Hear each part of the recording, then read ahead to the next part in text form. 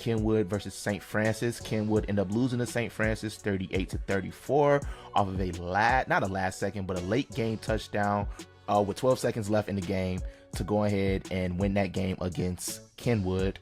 How are we feeling about that game? That is one of the teams. Kenwood is one of the teams that I didn't know what to expect from this year. So me personally, I thought it was going to be a lopsided game with St. Francis winning. But, however, I was wrong, proven wrong.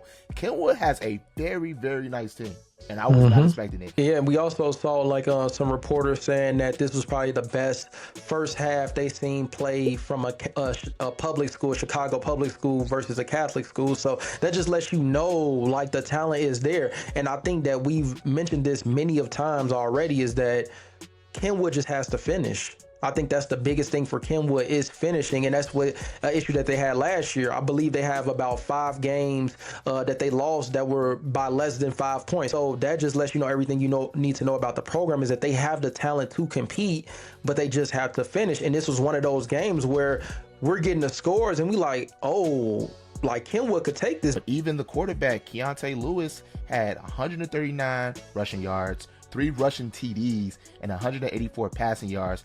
And he hasn't played for a year and a half, is what we was told by the coach. Like, that's a great performance. To not have played that long, I don't know what reason specifically why, but to still have a performance that he had, obviously you're going to have mistakes, first game of the season regardless, but not playing that long as well, you're bound to have mistakes, and that's a great performance to not have played a year and a half. I want to bring it back to St. Francis a little bit. Brock Phillip, 4 passing TDs, 1 rushing TD. Mario Milivojevic, 2 TDs, with the 1 TD being the go-ahead touchdown with 12 seconds left. He transferred from Geneva. He was the backup. This was Brock's first varsity start. You know what I mean? Oh, so, yeah. Like, this was his first varsity start ever. And, like, this is how you show up. So it's like, well, I can't wait to see what else he got in store for us, like, for the rest of the season. You go...